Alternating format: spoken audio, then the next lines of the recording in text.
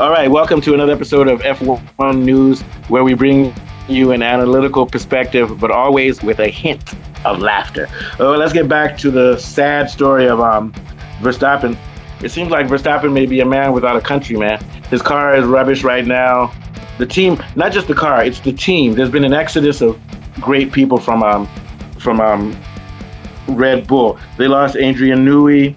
They've lost Rob Marshall. They've lost Whitmarsh. They've lost a lot of great guys. So they're no longer the team that they used to be, and their identity was that they were an aerodynamic team headed by Newey.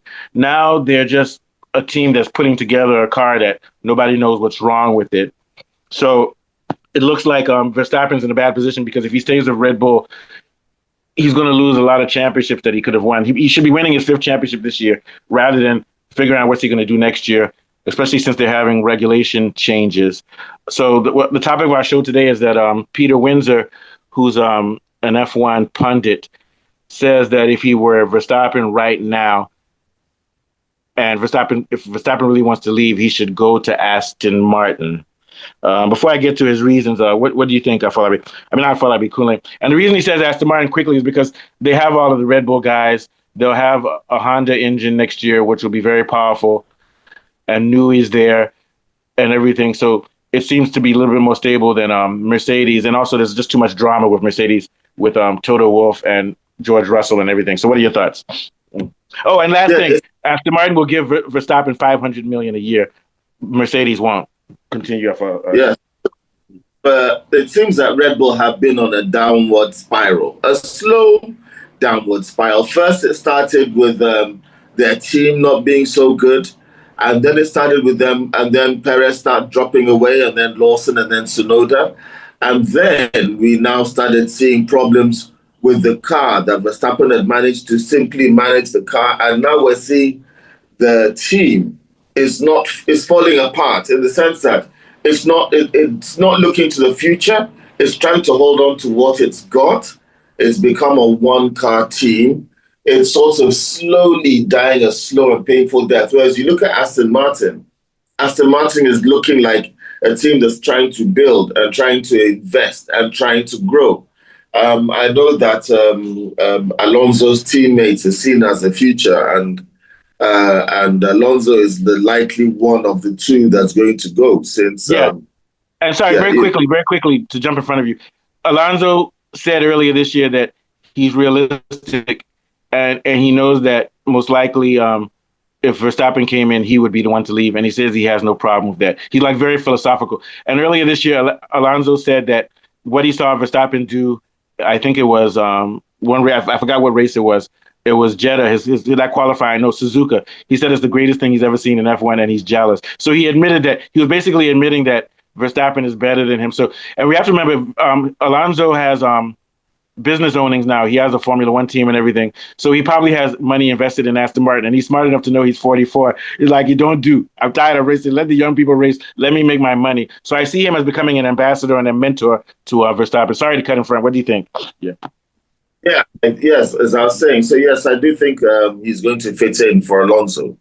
And I think is it Stroll? That's the other Aston Martin. Yeah, Stroll's there. Stroll's not too bad either. He's getting a little bit. He did pretty decent. Yeah. Yeah, Stroll's he doesn't need to look at his mirror when he drives. Yeah. And I think it would be ideal for Verstappen because Aston Martin's owner, Stroll's dad, lives under the illusion that Stroll is going to be great. And what other greater thing than to have the greatest driver currently to drive with him? Because I believe his abilities are far greater than Stroll. And Stroll doesn't really attract any attention or any enemies on the track. He seems to be like a nice boy. Although Antonelli has the potential to become mean when he gets older. So, yes, I think that it would be wise to look at Red Bull right now. It is a sinking ship. It doesn't have a future.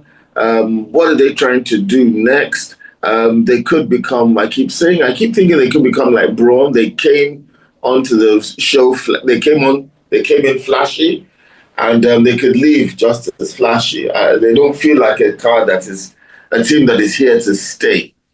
They'll become the new Red Bull.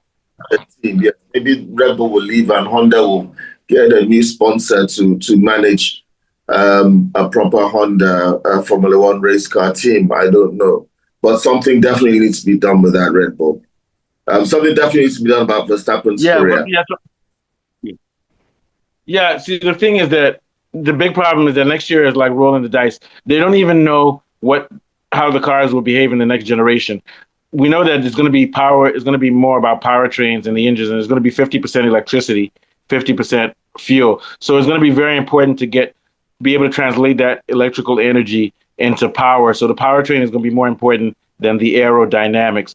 But that being said, aerodynamics is still a part of F1, and the best aerodynamicist in the game is at not Aston Martin. Aston Martin has good aerodynamics too, but the best designer in the game is Newey, and he's there. And also, you know who else is with Aston Martin? Andy Cowell, the guy that used to be with Mercedes. The team, remember Andy Cowell? He was there with all those championships they won with. He's also with Mercedes. So you've got Adrian Newey, you've got Cowell, and then you've got another guy who worked with the sim work with Adrian Newey. His name is Jill Giles Wood, who was with him when their sim was working perfectly and they had good aerodynamics. So it seems like they've got a dream team. And we all know that McLaren has a dream team, but McLaren's dream team is a bunch of scientists whose names we don't know. So they're dangerous. But now with this change, it looks like there'll be two main teams next year. Aston Martin, because Aston Martin will have Honda engines.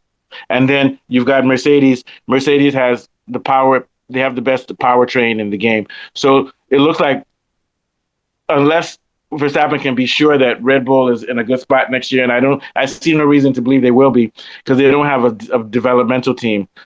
He might want to go. I'm not saying he should go, but if he's going to leave, it looks like if I were him, I'd go to Aston Martin instead of Mercedes. But either one is a good choice. But I'm going to lean with Aston Martin because they've got Newey. He's won with Newey before. He knows those engineers, so he has a close. And also, you can't argue with $500 million. $500 million.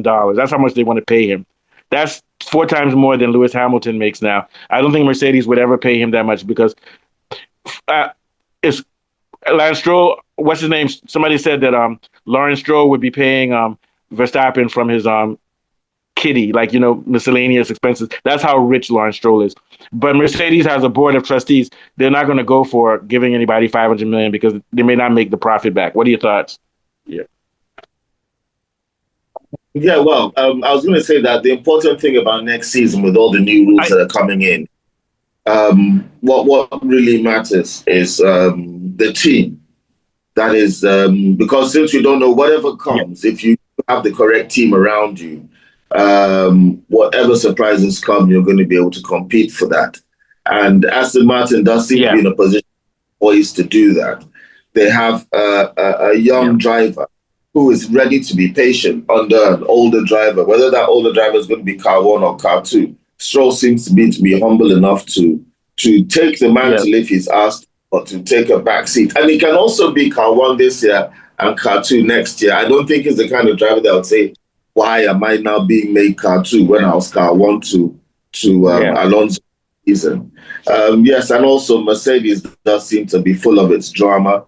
McLaren seems to be engrossed in its 2 cars. Ferrari, I think they're going to keep with Leclerc and Hamilton for at least a couple more years. And the people that lead Red Bull, when Verstappen leads Red Bull, it'll be the best of the rest that's out there that will come and fill up that place. Red Bull is beginning to lose ambition. And the only... Yeah, well, think about it. Them up there is Verstappen. Their team principal, he still has his day in court based on that most likely sexual harassment. He still has his day in court coming next year. And that's when the team started falling apart with that scandal. That's when Newey left. So it just seems like Horner became too powerful and too narcissistic, and he might have destroyed his team. What are your thoughts? Yeah. Yes, I think so. Because it's just driving ability of Verstappen that's propping that team up right now. Team and if they lose Verstappen, they are finished. Yeah, it does mess in the background. And unless they're going to go back, what Red Bull need to do to get back into it is they need to go back, tear up what they've been doing, and start from the drawing board. The way PSG in football said, we're not going to be a team of stars, let's be a team of workers, let's change the philosophy. Red Bull needs to change its team philosophy. in order to survive. And if it cannot change its philosophy to adapt and survive, it will not survive. That's why I No, it see won't survive. Yeah. it will become a mid-team. Once Verstappen leaves, Red Bull is not going to be on the lips of the first 3 or 4 teams chasing for the title anymore. No. And in line with what you're saying, there are rumors that if Verstappen stays, he's gonna want Horner's powers within the team to be curbed. It doesn't mean that Horner doesn't have power, but Horner should not have any say in the technical stuff of the car. Leave that to the engineers. So the idea is that he can still be the owner and make the decisions and sign the checks, but he's going to have to curb some of his procedural things, like stupid things like bringing in Lawson, and then halfway through bringing in Lawson for 6 races, then now bringing in Tsunoda. He should have brought Tsunoda in the beginning. So maybe Horner should keep his hands off, because it seems one of the reasons he chose Lawson is because maybe he likes Lawson because Lawson kisses his ass or something. You can't. This is not a social setting. This is to win. Some people. So, for example, I may not like some people, but if they get the job done, like for our show and stuff, I'll bring them and put my ego in the back. I'm not just going to put people there that are my friends and then we mess up. You get my point? Because then that's putting the whole team at risk.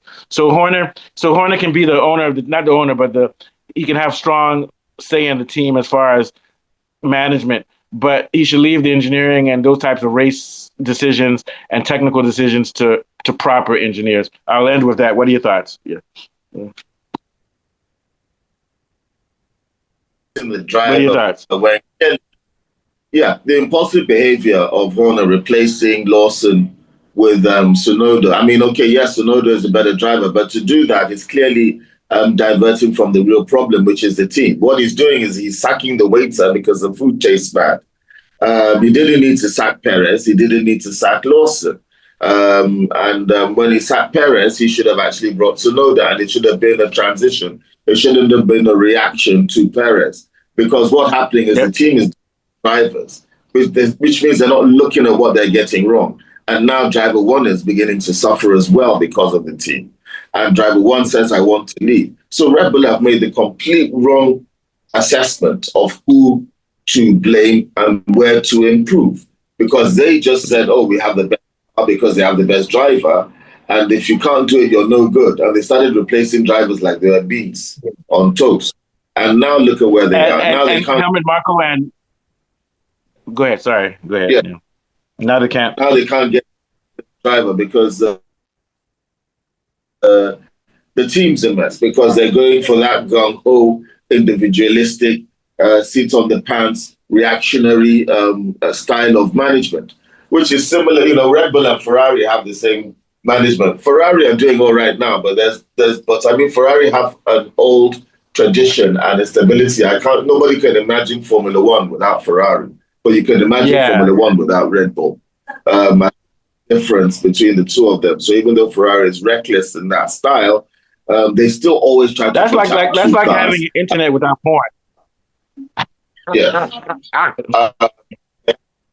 Better philosophy that allows them to have this reckless style, whereas Red Bull don't. They haven't yet given themselves the reputation of longevity. Yes, they're still relatively young in the motorsport. I mean, what they did was they got a Japanese engine, and then they got racecraft people from other teams and put them together. It's not so much that they started from scratch and built it up. Like a Mercedes or like Williams. Yeah. Or Williams. Speaking of which, Clay Williams and Williams, I don't know why you're not a Williams fan. Yeah. All right, let's get out of here. Yeah, let's get out of here. So maybe let's see. So let's say we can do the political is 5:30 okay? Yeah. Yeah, 5:30 is cool. All right, so I'll see you. Yeah. We'll talk about Trump and co. They're planning to turn Israel. They're trying to turn Gaza into an Arab state and bring in people from Saudi Arabia and stuff to be policemen, and then also build palaces and stuff for the Jewish people. We'll talk about it later, though. Okay, thanks. Yeah. Oh, all right. Those guys are horrible.